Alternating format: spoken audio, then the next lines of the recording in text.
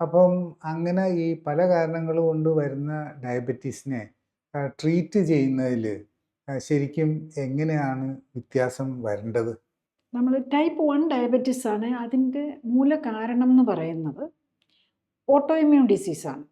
അത് നമ്മളുടെ പാൻക്രിയാസിനെ തന്നെ ഡിസ്ട്രോയ് ചെയ്യുകയാണ്. അപ്പം നമുക്ക് ഏർലി ആയിട്ട് കണ്ടുപിടിക്കാൻ പറ്റി.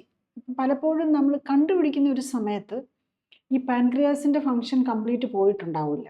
അപ്പോൾ പാൻക്രിയാസിൻ്റെ, അതായത് ഇൻസുലിൻ്റെ പ്രൊഡക്ഷൻ കംപ്ലീറ്റ് പോയിട്ടുണ്ടാവില്ല.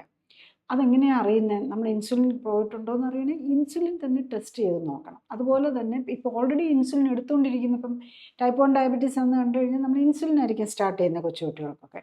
അപ്പം സി പെപ്റ്റൈഡ് എന്നുള്ളൊരു ഇൻസുലിൻ്റെ തന്നെ ഒരു ഫ്രാക്ഷനാണത്. അത് ടെസ്റ്റ് ചെയ്ത് നോക്കുമ്പോൾ നമ്മൾ ഇൻസുലിൻ എടുത്തുകൊണ്ടിരിക്കുന്നവർക്കും സി പെപ്റ്റൈഡ് നോക്കിക്കഴിഞ്ഞാൽ നമ്മളുടെ ബോഡി എത്ര ഇൻസുലിൻ ഉണ്ടാക്കുന്നുണ്ടെന്നറിയാം.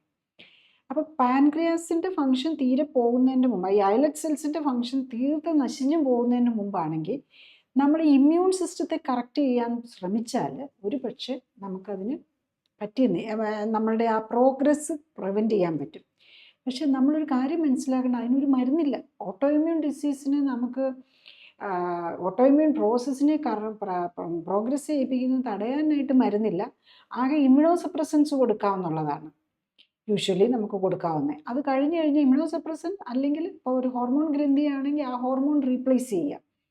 അപ്പോൾ തൈറോയിഡിനെ റീപ്ലേസ് ചെയ്യുക, അതാണ് ചെയ്യുന്നത്.